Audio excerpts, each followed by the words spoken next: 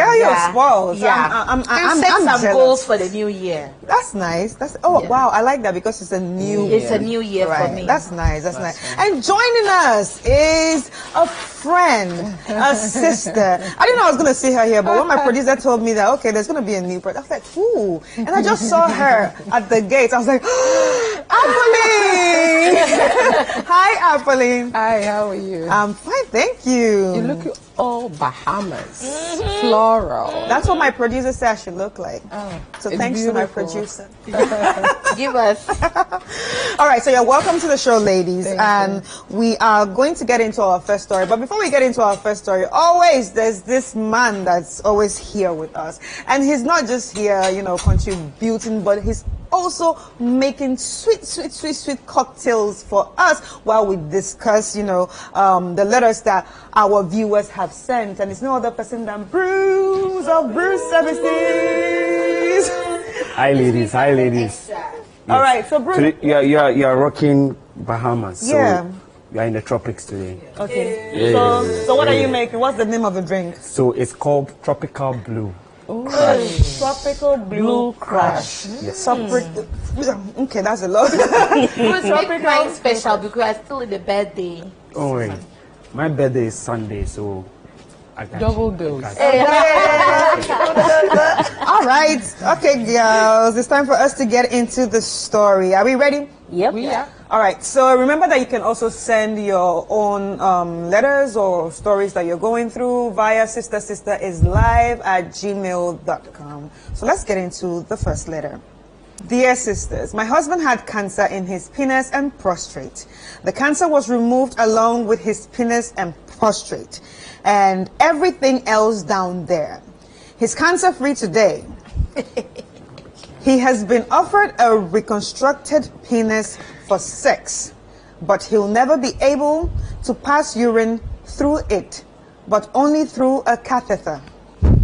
He's saying he's okay the way things are. He doesn't want a reconstructed penis.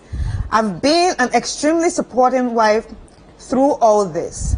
My libido is not great, so I often don't mind, but sometimes I feel so horny. I don't know what to do. We've not had sex for over 2 years now because of his cancer issue. I love him to bits and never consider cheating. My issue here is that he isn't thinking of my own needs when he's rejecting a reconstructed penis. I don't know what to do. I know this is my cross for life, but is this fair? Will I be a terrible wife if I seek sexual satisfaction outside? Nobody in my family or his knows about this penis removal, but just both of us. Sisters, please help me. Wow. Quite a bit. Hey. Yes, Sampa. Okay, I'm going to start with you, Rosie. Oh, me? Yes. I was looking away so hard. I was hoping that you wouldn't. Anyway, so, like I've always said on this show, that sex, when it's great, usually take it for granted. When it's available, people don't really think much about it. But when it's not great or it's absent, it takes a lot away from the relationship.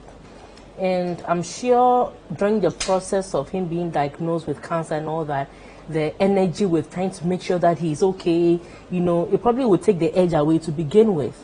But once it's done and he's free, body no be firewood. You understand? She's still a woman and all that. But check this. You see, every man lives for that one, for the penis. Because what defines you as a man? Now they've taken it away from you. I don't know whether after the medical procedure, they took him through some form of psychological counseling and all that, because I'm sure in the man's mind, he feels like an artificial penis can never be compared to an actual one. And psychologically, is he now going to learn the use of that? Is that one going to be quote unquote better than the original one or worse than the original one? Is his wife going to be more satisfied? What shape is he having? He's battling with himself. How is he going to go about it? Now, he's probably even thinking, if I have an artificial one, when I'm using it, will I even have any sensation? Would I feel like a man being with his wife? So I'm sure these are a lot of mental battles going through his mind, and it's making it very difficult for him to make that option. You understand? Because it doesn't feel like an original one.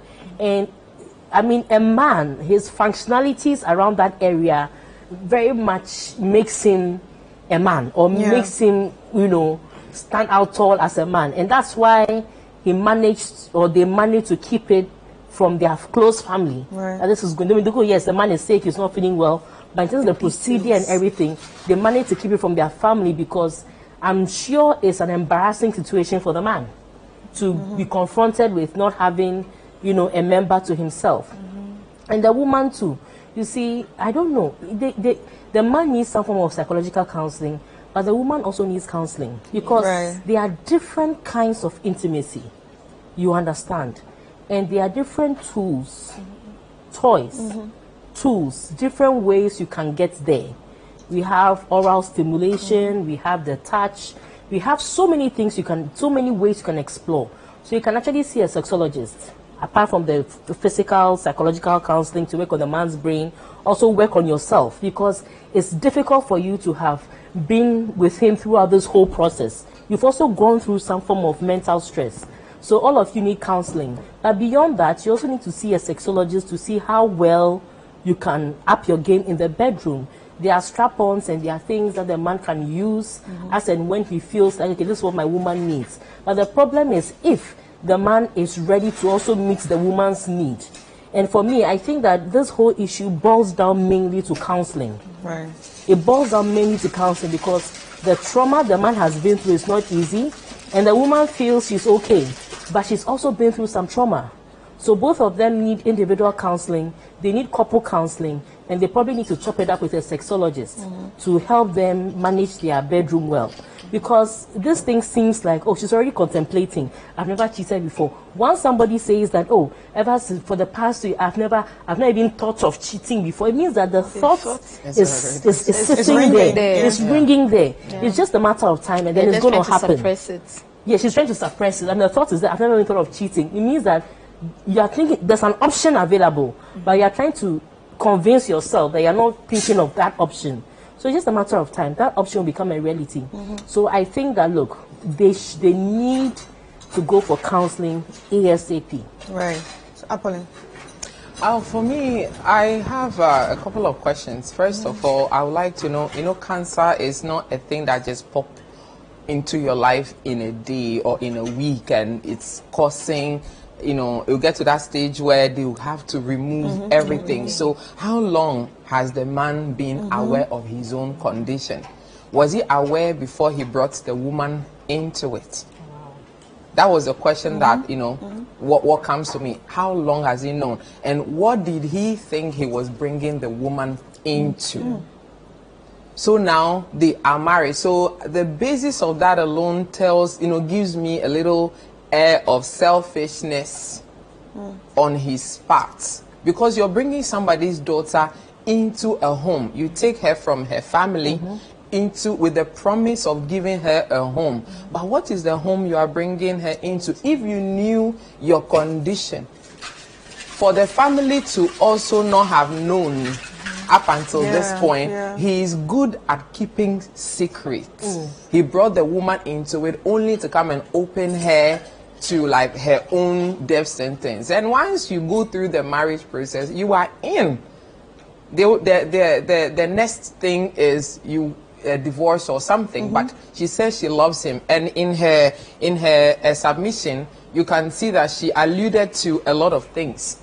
I love him, but I don't want to do this, And so for me, I'm thinking, if she truly wants to stay, because she said that it's her cross to bear, but is it fair? There's some conflict there. To me, if you want to stay, with what mindsets would you stay? What would you tell yourself? You understand? What reality will you carry? Do you want to be there? That means on your own part, you have to, you know, marriage is two people with different characters, from different backgrounds, with different ways of processing things, coming together, trying to build something. What is their individual willingness or investment into this union? Is the man, you know, like how much compromise? The man, knowing very well, you know, men don't really disclose things. They say, oh, you know, we are not emotional, we are logical, therefore, you know, we don't express this, we don't talk about our problems. But you know the problem was there. So now that you knew what you have brought the lady into, to what extent are you willing to go to make sure that at least she's happy? Now the lady is saying that the man is okay the way things are. That means at the core of it, he's still neglecting the lady's needs. So if the lady says, you know, also, if the lady says she wants to stay, is she staying out of fear? Is she staying because, you know, low self-esteem, she feels she can't find anything better? What is her reason of staying? Are there children in this already? And how are individuals, because as a parent myself, I know how demanding, especially emotionally, children are to pull out from you. She has to be giving to the children, she has to be giving to the man, while she herself is not replenishing. It's just a matter of time that she herself crashes. So my question is, how far is she willing to go with herself? How much of herself is she willing to subject to this situation? How old are they? You understand? You can try like the prosthetic, whatever. The man even using that thing on her is feeling like a stranger, in, you know, in their relationship. There is a foreign body. You know, so he's feeling detached. He's probably feeling like he's not able to deliver on his manliness, you know, express himself as a man. So much, like you said, so much is going on at the back of his mind. The shame, the embarrassment, the inadequacies. Of course, he will try to use Takashi and all of that, you know, because he wouldn't also want the lady to go. He probably can't see the woman in the hands of another man. So he will use Takashi, you know, and then cause her to blame herself, you know, that kind of thing that some men do to just hold you down, you know, want to take control over you. They will make it look like it is your fault. You have done this, or they are trying and you are not trying enough. So out of guilt, she will stay. But it's very necessary that she does self-reflection and know that if I truly want to stay in this for the long haul, what systems can I put in place to make sure that at least if I cannot be on 3 legs, at least the 2 legs that I am on, they are firm. Right. Yeah. Okay, that's a good one. Felicia, I see you nodding. So I like the both takes. I like how Rosie aligned from the man's perspective, allowed us to see things from the man's perspective, and how my sister here is also talking about the woman's angle. I believe that in everything we do, we need to think about our self-interest, first of all. Because when you're in a plane, and when you get on a plane, the first thing they tell you is, when there's anything, put on your nose mask before you need to save yourself before you save anybody else. Obviously, this man here is looking at his interests. We should look at all the things involved. 1, self-image. How is he looking now? Now I don't have this thing down here, this thing that spiced up our relationship, this thing that brought us together when we had conflict and stuff like that. Now my wife probably doesn't even see me as a man. Right. So how do I keep her around?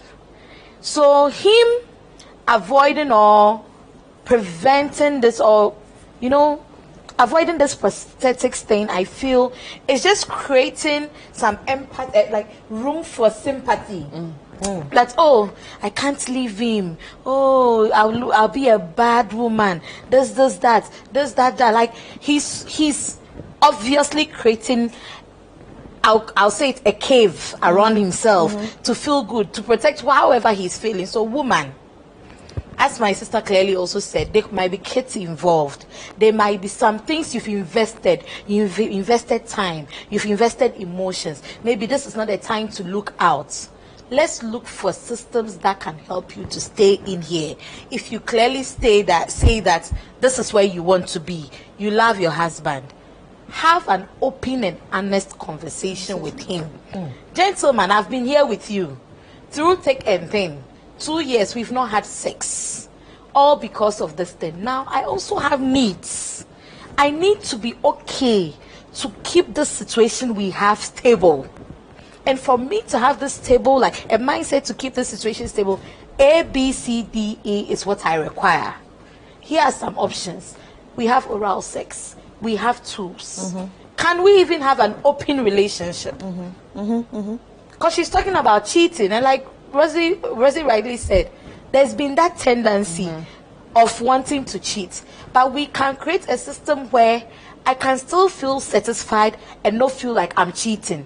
There are open relationships where you are in your marriage, you feel like, oh, let me even go. There are even times that marriage couples feel like when they have challenges, they go out to explore, to just test and to test the waters and identify if truly or confirm if truly they want to be out of the situation they find themselves. Because sometimes you find yourself in a situation like, oh, things are better out there.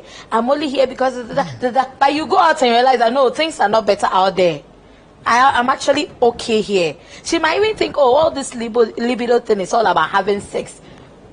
Penetration. It might not even be the need for penetration. She has to realize that she needs companionship. She needs like, the experience. Affection. She needs the experience. If she doesn't go out there, she might not even be able to identify that. Regardless of the help she'll get from coaches, from sexologists and all those people, doctors, I'm sure they had some sort of counseling. Because for those kind of, I won't say necessarily everything they needed, but there'll be some sort of counseling. Because I know before you go into surgeries, they have some counseling, they have some rules. They'll tell you, if we take this off, A, B, C, D, A will be the, like when you're taking medication, they tell you the side effects. So I'm sure there might have been some kind of conversation. But like you rightly said, in the heat of the moment, we are all eager for solutions. Nobody thinks, oh, don't worry, it's fine, we'll be fine, we'll be fine, we'll be fine. Now we find ourselves here. So regardless of what the coaches say, I strongly believe that look for your self-interest. Don't go out there without having a conversation. Don't go exploring. Don't impose things on your husband. Just as he is taking his personal interest stand or the stand of thinking about himself. Think about yourself. Yes, too. think about yourself. Put down the tools, the measures, the resources available. And don't forget that there's an option for you to also have an open relationship. Go out there. But be careful how you do it. Be protected, be safe. Be sure that whoever you are going to, you are not just going to because you are anxious. It's like you are craving for you just find someone to quick. No. Go through a good process. Make sure that this is exactly what you need.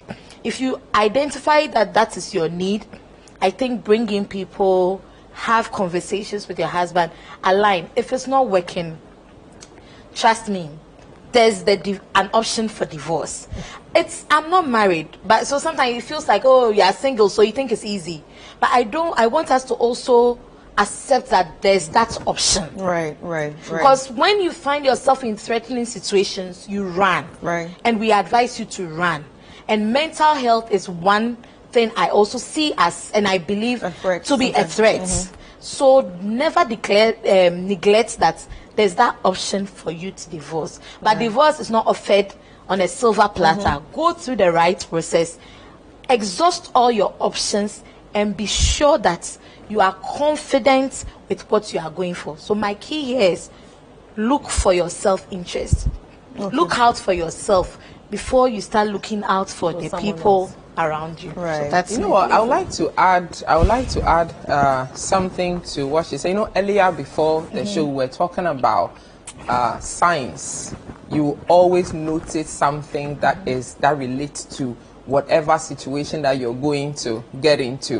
When you watch a little child, you realize that the same thing that you beat a child or you try to correct a child for, like has a baby stage, that same character grows through the stages and gets a degree, that same character gets to the PhD level. So through Don't scare me.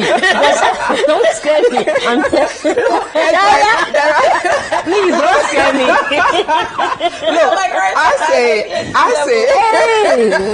Even as a grown woman yourself, there are certain things that you've been struggling with as a child, and you know that there are still traits of that in your system.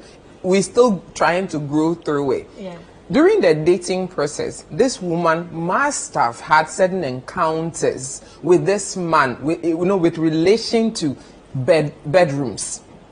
The man might have given her an excuse, oh, I'm not feeling good, knowing what he's going through. But the lady might have just taken her, oh, he's tired. Oh, he's trying to marriage, sex, sex after marriage and stuff like that.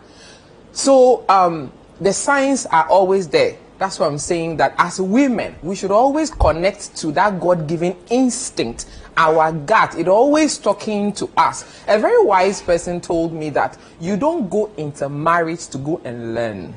You don't go into marriage to go and now learn how to be. You must already be a wife before you become a wife. And being a wife, it's living in that space, knowing very well that whatever I'm going to go into, it might look rosy from outside, but once you walk in through that door, anything can happen.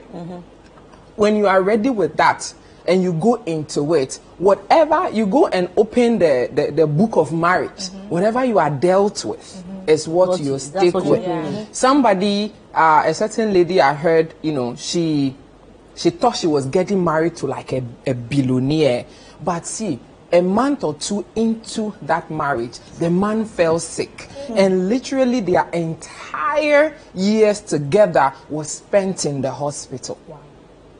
The money was there, but she did not get to enjoy, the marriage. Did she know she was going to get into that? No. That's why before you get into it, before you are in. You are not going to be in to learn, like we say, learn on the job. No, you go into marriage to go and do. So what you already know, who you already are, is what you are going to express. And that includes your ability to resolve problems outwardly and even inwardly. When there's a situation on the table for you, when your kids are sick, at the same time your husband has to travel and you are in the middle, do you have the calmness, the capacity to handle what it's called marriage before you go into it? And now, can you ever be fully prepared? No, let me, you can never fully prepare. But what I'm saying is that I'm doing this to all of us and to the women out there. These days, we don't even consider these things. We just go into it because of Instagram pictures. We go into it because this person can afford this. But then your capacity, are they built? Those muscles, are they worked out for you to withstand what it is, that thing called marriage? Okay, so what I wanted to say was that when it comes to cancers, there are some cancers, because generally Ghanaians or Africans, how many times do we have people go for checkups in the hospital? Some of us are privileged that you're in corporate institutions that periodically actually force you to actually go for at least every full body checkup every year. And then sometimes in recent times, these are when it's breast cancer, cervical cancer, prostate cancer, and all of that. So there's a possibility that he probably didn't know. It can't be that he knew the sign, because sometimes there can be signs like, maybe some small discharge, but he probably think it was probably some STI or something. Probably take some thing for it and let it go. So it's not all times, because if everybody can tell the signs, then there'll be no need for people to hit stage 3, stage 4. Because nobody will sit down knowing that they can help themselves and watch it happen. Same thing with breast cancer. It's only recently that people have taught themselves to actually inspect your breast. I'm sure back then, if you are there, you're holding your breast, they'll be asking you, why are you touching yourself? No, but now it's encouraged to touch your breast and know if there are changes. Husbands are encouraged to actually know their wife's breast, so much so that when there are changes, most of the breast cancers that are successful is the men who have noticed that, there's something here in your this thing, and they'll finally go and check it out, go and do the mammogram, and they realize, okay, there's something happening or there's nothing happening. So that's a possibility. Number 2, this thing called marriage, listen, you can be prepared for it. I mean, people look at you like, oh, Charlie Rosie, with what you know, with how you articulate yourself, I'm sure your marriage will be a walk in the park. Your husband is the luckiest man on the planet, and all of that. But listen, marriage is the only institution that no matter how much you think you are prepared for, you are never really truly prepared. All right. So, yeah, I think I agree. So that's all I want to say. So all I'm trying to say is that let's not beat ourselves when we don't get it right. We should give room for growth. It is room for mistakes. It is room for growth. It is room for further being. So yes, you have to be, like you said, you have to know who you are. You have to be comfortable in yourself. Don't get married for the wrong reasons. Get married for the right reasons. However, when things don't go as you expect it to go, when things beat you up emotionally than you expected it to be, when sometimes you're erratic because you feel helpless, it is okay to not be okay. Okay. On that note, it's time for us to take a quick break and we'll be back.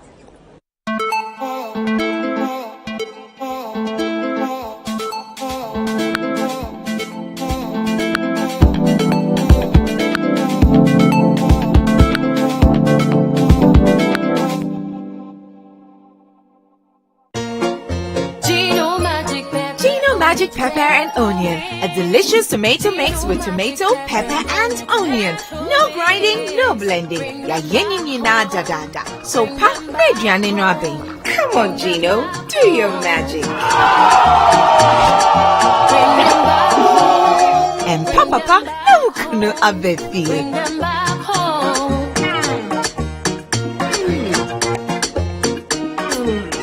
Tasty magic.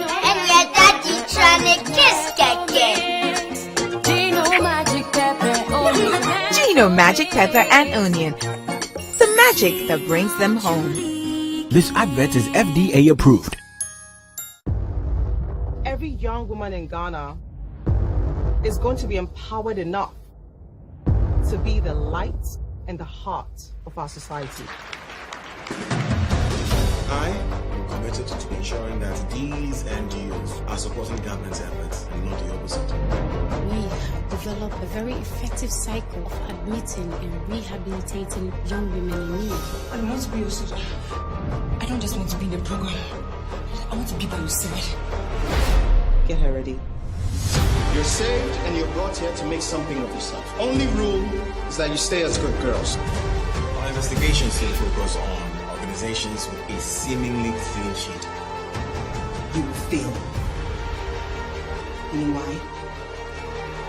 Because I never lose.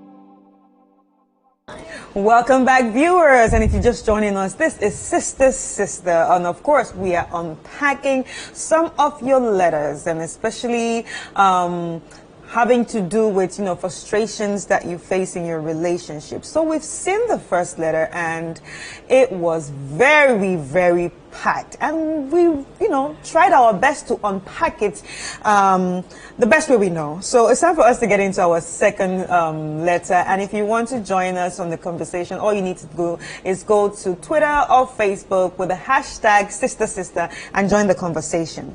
Dear sisters, I've got mixed feelings typing this letter.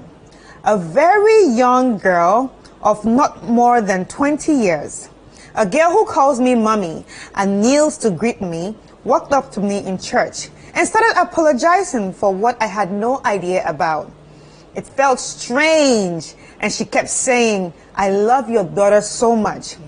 I started getting scared because she plays with my daughter a lot, and I'm afraid she did something horrible. Then she said, it's your husband.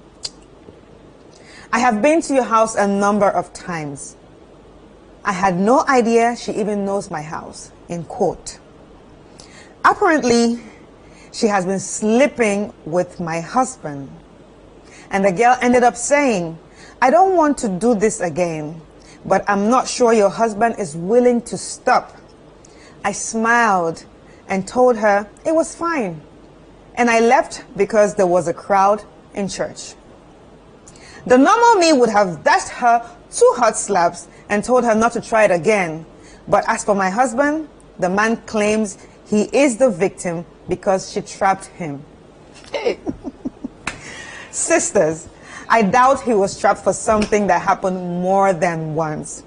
I need advice on how to deal with him so he won't be a victim or fall in such traps again. What should I do, sisters? That's very interesting. The last line just I think it's sarcastic. Together and I'm like, okay, so I'm like, okay, so you said it's unlikely because it happened more than once. And you said, oh, we should help you so that he won't be a victim again.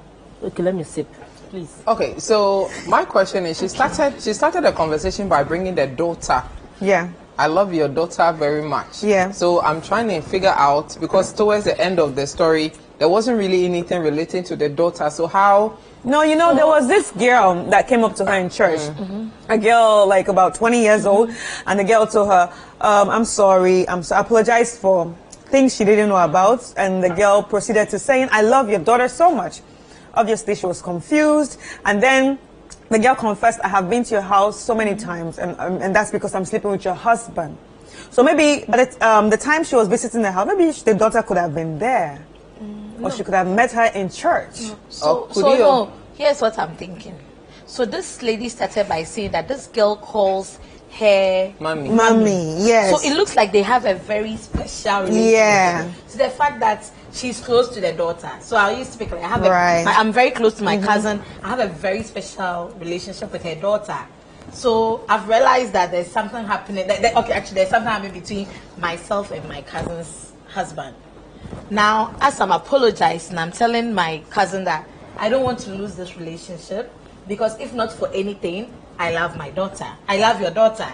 So like finding solace in something, like looking for something to hold on to say, oh, even if I've done something, I beg, consider the relationship I have with your daughter.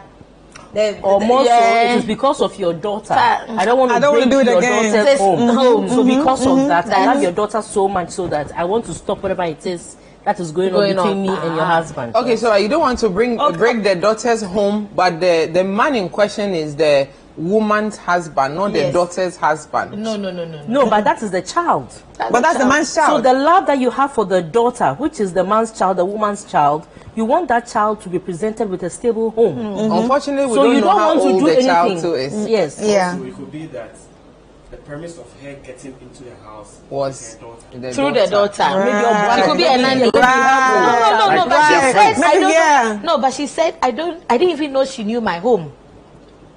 Church. So whatever relationship they had was in church. Okay, so coming back to her question, it's like I don't want my husband to feel like a victim. Yeah. So he said he was a victim. So she's protecting the husband. So I like what you said about how could you protect somebody who like with whom something has happened more than once. So like every man knows what they want. They know what they are doing.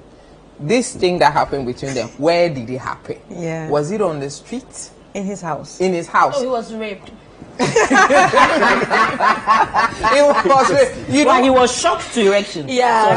Sorry for my bluntness. Yeah. So the girl, whatever he might have told men now, they will do anything. They want to get like the best for the price of the cheap. As long as it's available, they will tap on that. You have to think about it. they will tap on that. So what did he tell? Who is the seducer here and who is the seduced? Obviously, the man is way older than this girl. Yeah. So he must have told the girl something that led the girl to the house.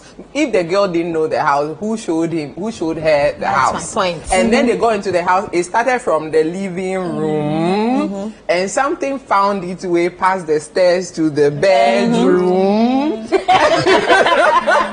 and then things took it themselves off. feeding the man's house. She has access to the CCTV. And the room was too hot. Do you get what I'm saying? And this happened once. He enjoys it. The girl didn't talk, so he thought he had his way, and then found another time, got another excuse, got her there. They were both enjoying. So you see, maybe it has gotten to a point where the girl is filled with love. Now she's demanding more, and the man say, "I can't give you more," and maybe there's some brewing wahala. That is why she must have come to bring it to the woman now. Perfect. Or even Perfect. she's even pregnant. Do you understand? Something is coming, and she knew that if she's not, the man will not talk. So if she did not find a way to approach the woman, she will be left out. But like there's a lot of from in the relationship. there's Not ready to lose it. benefiting or about to. And she knows that like this woman cannot be there with because of my relationship with her. I have to find a way to make me like to save myself. Do you understand what she's doing? She's actually trying to save herself and make herself look like I'm the good girl here. And I'm the victim. I'm the victim. And then the man too, the woman will want to protect her home, especially in the confines of a church. You know, church is actually like a mental hospital, if I would say. Everybody goes with their problem to pour it on the altar of God. So that's why there are usually a lot of judgments like in the church. Everybody with their cuckoos come there for redemption, right? They come for their redemption. So now she wouldn't want to break it there, and at the same time she probably wants to save her home, the image of her marriage. Maybe she's an elder in the church and all of that. So she will say, let's do it. But we women should stop being naive. That our husbands will not do some things. They are men. They are wired a certain way. You understand? Find a way to talk to your husband, and then talk to your husband knowing that the first thing he will do is Are you deny. talking about talking here? No. Like if somebody brings something to you about your husband, you're not just going to get up and then. I understand you, but Felicia has a different plan. Hey, talking drastic. Don't worry. I hand it over. Are you talking to talk? Tell us what you're hand it over. Talking in this situation. That Anthony. Everybody don't remember that Anthony. I'll kill you slowly in that house. Based on what? You at least need to investigate. You need to investigate. Investigation will happen, but there's no talking here. There are some situations that you don't open conversations. I get so upset. You don't know what the truth is, sister. There's no smoke without fire. There's this description I always give. If I come to your community and I say I'm looking for someone who sells oil, will you take me to a rice seller? No. Why won't you take me to a rice seller? Because everybody knows the person that sells the oil. Oil. So I can't frame stories. I can't make up stories when there's not been like a premise. There's not been an instant that gives me a hold, or that gives me something to hold on to build a story. So there was definitely some smoke. There was definitely a smoke. So I will do my investigation. Because there's men like this saying, immediately you open dialogue, they will find a way to manipulate you. First of all, this woman is thinking, the girl is the one, doing this to the husband, instigating this relationship and everything. As for me, my method is I'll sit back and set my, instruments. Things I need to gather the information I need. Luckily, my daughter's name was mentioned. How many times the auntie comes to the house? I'll definitely gather my story. When I gather, I'm not opening conversation, my darling. First of all, the relationship you have with this girl is questionable. She's a young girl from church. Why are you taking advantage of that relationship? If truly the church is a safe space, is that place where people bring their problem, why would an older man like you have a relationship with a young girl that I don't know anything about, to even create an instance for her to come up with a story like this? Right? That Anthony will do the job for me. We'll be in the house. I will gather all the things I need to gather. I will position myself in a place where if I want to boot, we're like, running, and I'm gone. I would have done. The beauty. But I think that, I can understand. I perfectly agree with her, but I can understand where she's also coming from. Because you see, it's high time when you're a married man. You should know that the fact that you have chosen to declare to be married to a particular person and you have signed under the ordinance or it's a civil marriage, there are certain things you should, it cannot be seen as business as usual. Your engagements with other females should be done properly. So for if you're a single guy, you can go around hugging all the girls, hey baby, baby, baby, kissing, you know, they'll just say, Charlie, this girl, this guy, he's nice with the guys. But once you get married, you need to put a hook on it. Sweetie. And that is where your point comes in. That listen, she came to the church, this girl is a young girl, 20 years old. Now what kind of comfort do you give a 20-year-old girl to be able to come to your house when your wife doesn't know about it, for her to be able to say this? But I completely agree with that session that, look, the relationship is ongoing. And the girl is demanding more from the relationship that she has with the man. And the man is not willing to give it to her because most married men too, even though they do foolish things, they know the place of their wives. And they know whether they want to really spend time with their wives or not. So you can see a man who misbehaves, and when the wife says, I'm ready to go pay, they will do the right things to make the woman stay. Because they know that they cannot live without the woman.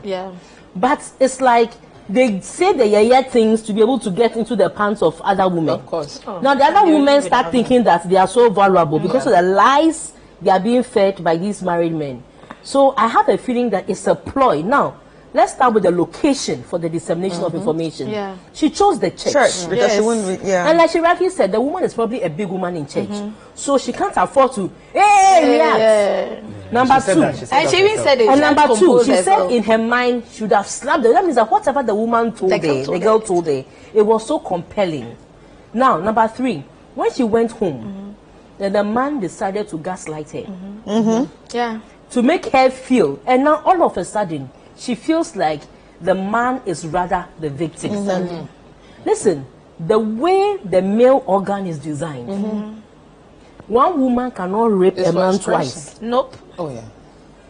It will never happen. Listen, even once, then unless he is dragged with something that will cause her by force, something, maybe you dose the guy with some Viagra and then it's all up there and then he needs sorting out and you sit on it. The way the member is designed. There's consent. And apart from mental manipulation, where maybe in a case where you have an older woman and a minor, where they are mentally manipulating a guy to do something like that, a grown man, how can you be a victim in a sexual issue when you're a married man? And Rosie, I think... So all I would say is that, look, madam, your man is not innocent. Your husband is not innocent. Quick thinking of your husband as a victim. Of course. And if anything at all, that girl, even though she has a part to play in all this, she is a victim. Yes. Because she is the one that your husband has given belief. To the extent that she feels like she can come and tell you something, you would end up destroying your home, and in the end, she will end up having the man. She has that belief because of what the man has believed her to be in his life. Otherwise, she won't be bold enough to come and talk to you. So my thing is that, madam, have a conversation with your husband. And when I'm saying conversation, put the facts bare. I will not go Felicia's route. But let it be bare. And I keep saying that there are things you can handle, things you can't handle. There are things you can't handle for a time. And there's always that emotional connection. If you know you can't handle it, then you can start planning your exit. The reason why I don't like suggesting that just get up and divorce and go is because, you see, it's a process. Sometimes when you get married, that emotional energy you invest, if you don't disconnect, you'll be divorced and you'll be a lover to your ex-husband. So it's important that you disconnect. Let the facts speak to you. Disconnect and plan your exit and leave if you can't handle it. But if you can handle a man who be sleeping with people in your church, young girls in your church, that is your cross to carry. We are not here propagating divorces. Like she said, it's an option. Let's not sit down and think that divorce is not an option. It is an option you can undertake. But my dear, the man, what I'm trying to say is that the man, your husband, is not a victim. he's active in that adulterous or whatever relationship. And my initial delivery was on the fact that this lady somehow believed the story initially. Yes. This means that she's probably has seen something, or there's been signs. Because there was a trigger. Because if you believe your husband so well that, oh, my husband lied, Elder Joseph, he would never. Why do you give me Elder Joseph? Elder Joseph would never do that. Immediately the thing happens, or the girl speaks, you'll be like, oh no, my husband won't do that. Like, how did this happen? You were in Kwamo. But the trigger that made this woman feel like she could even slap the girl shows that there's been some initial signs, like she said, that she's seen. That's why I got upset. And I'm still upset. This is not something that I will have conversations over. You know, and then the man is the grown up here. Yeah.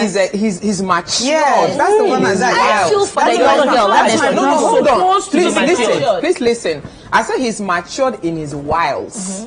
In his deception. Yes. He's matured, so he knows. And you know what? Every man, when they see a woman, they can profile the type of woman that woman is, whether she's easy to get, too strong. Exactly. And they know how to fish for information. If this girl happens to have daddy issues, then he will present himself as a daddy figure, and then ride on that. But you see, hold on. You see, our edges are like hunger. When hunger want to hunger you, does he write a letter? No. You are there and hunger just hunger you. It just pop up on you. Other edges are like that. Maybe this man's edges are towards young girls, and this girl just happened to fit into the profile. So he's a situation. So he's a perv. So he's a wife, or he's a I'm perv. not saying he's a pedophile. I'm just saying that his hunger, when he hunger him, he wants to express. And this is the direction that he feels. Because she already had an existing relationship with the daughter. Oh yeah, this man. It's not even about that. That was just an access. It was just an access point, but it's more about his own character. What is inside him that eats him up, and what is inside him that needs expression. You understand? That girl, it just happened to be conveniently placed, and then the daughter and the woman is just an easy access. He found the meat, he want chop him where he chop him. He chop him, he like him, and he chop him again. You made this girl go. And you want us to be having conversation with this man. Oh no. Fire him. Okay, all right. So lastly, let me ask you, Bruce, what do you think? This one is hard for me. Yeah, because this man didn't do well. Right. Yeah, he didn't try. So do you think the girl manipulated him? I don't believe so. Every man has his preconception about whatever he wants to do. Even if it's not a young girl, whatever you want to do, you know what you are going into. I say that all the time. So I wouldn't believe it's a young. She just fall prey to the man. Yeah. And the lady should talk to the husband. Right. I wouldn't go to the that route. Yeah. That's too harsh. But you have to first find out the truth, like Rosie is saying, and then on that basis you can either choose to leave. Right. And you know, somehow too, I think there's a good in this. There's a good in this because I was watching a documentary, like in the US documentary, where a certain man was caught on the street about to pick a 14-year-old boy. And they've been married for all this while. The wife never knew that this man had urges for little young boys. You understand? And then they were in a marriage like that. So for things like this to happen, maybe she has never found out or even had the inclination that this man is able. So this just is like the man's cup is full. He's been exposed. So somehow it's good for the woman to get to meet the real man behind her man. Well, I agree with everything you guys have said, and I want to say thank you. Thank you so much. Thank you so much for all of this. Thanks for the opportunity. And yes, and all I'm praying for right now is whoever sends this message, I hope you are watching. I hope you are listening, because there's so much to unpack with everything that we just said. Like we can't pretend that you will not take one or two things from what everybody said. So once more, thank you, sisters. All right, it's time for us to go on a quick break. We'll be right back in live. will be giving my own contribution. We'll be back.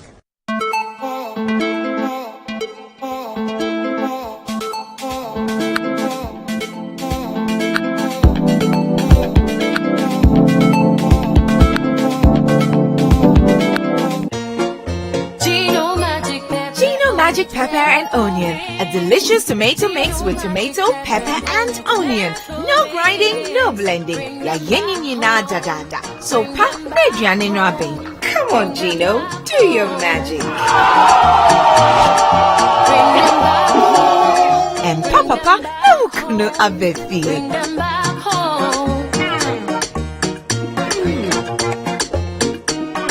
Jan tasty magic.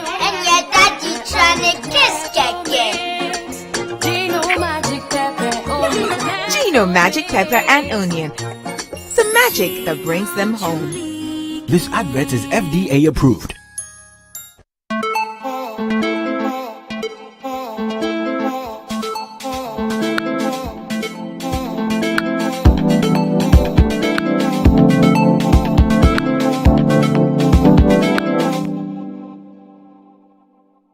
Welcome back, viewers. This is Sister, and you're actually listening on 97.3 City FM and also watching us on City TV. All right, so it's time for me to share my final thoughts on what letters that we received from our viewers. All right, so I'm going to start with the last discussion we had right now, about this man or this woman actually finding out that her husband had an affair with a young girl that looks like a family friend, or probably says hi and hello to them in church and all of that. But at the end of the day, the man says, hey, the girl has been the one manipulating me, and I don't know how this happened. I just want to say that, yes, we have received your letter, and I'm sure you heard everything that we said, but on my thoughts, I'm just going to say this clearly. We should be blaming your husband, and there is nothing like your husband being the victim. And you said at the end of your letter, I need advice on how to deal with him so he won't be a victim again. So I want to believe that this is sarcasm. This is sarcasm because somewhere in your head you know that he is not the victim. But if you do not believe, but if this is not sarcasm for you and this is what you actually think that he's the victim, I need you to rethink who is the grown person among them. If this girl is, about 20 years old, maybe not up to 20 years old, and your husband is an adult, then you should be thinking probably he manipulated this girl. And she said something clearly in this letter, stating the fact that he might not even want to stop the relationship. Maybe she had tried to leave this relationship, just maybe. But he keeps, reassuring her, no. Or he keeps pushing that, no, we need to continue this. Or he might have even threatened her that if you stop this, I would do something to you. So, madam, I think it's really important that you rethink the phrase of your husband being the victim, or the idea of your husband being the victim, because I don't think it's possible. Just have that conversation with your husband and maybe you will find the real truth. But clearly, he's lying to you. He is the one doing the whole manipulation, and he is not the victim. But for the second story, which is actually the first story we read earlier, about this man having penile cancer and, getting his penis chopped off and all that. All right, so I think, madam, first of all, I would like to say sorry. Sorry for everything that you're going through. I know it's not easy. I know I can feel the pain that you're going through. I might not know exactly what you feel, but I feel a bit of it, just even imagining it and just even listening to myself read out your letter. But it's time for you to have that conversation with your husband, that maybe it's time for us to see a sex therapist. Maybe it's even time for us to see a counselor. Firstly, a counselor and or a therapist, like my sisters all said. It's important for you to discuss about what just happened, because someone going through cancer and surviving the cancer is actually a big deal. It takes a toll on everyone that is involved and not just the patient. All the loved ones around him, it takes a toll on everybody. So yes, you are going through something heavy. So it's time for you to actually fix yourself, and that's by probably seeing a therapist or a counselor for you to get fixed. Then after that, you probably have to see a sex therapist, because he's not the first person that has gotten his penis cut off after, penile cancer. It happens. It happens a lot. And research has proven that they can still enjoy sex. Couples who have gone through this situation can still enjoy sex. So it's just about talking to the right people and also having that conversation with him, for him to have an open mind to discuss with professionals that would, share with you ways, or find ways that is, suits you. It could, like one of my sisters actually talked about open relationship, but I'm not going to go on that route yet. Maybe try toys. Maybe find other ways that, gives you orgasm. There are different things that you can actually do, and penile, whatever, it's not the only way someone can actually get an orgasm. There are other ways that people can get orgasms when it comes to sex. It's just about finding what works for you. And if he is not open to this, idea of talking, seeing a therapist, seeing a counselor, and seeing a sex therapist, then you should make your own decisions, because I think you have tried. And obviously from your letter, it shows that you also want satisfaction when it comes to sex. You also want to be touched. You also want to have sex. You also want to feel an orgasm, especially for the fact that you haven't done that in 2 years. You are lacking something. And you have shared with us that you really want that thing and you miss that thing.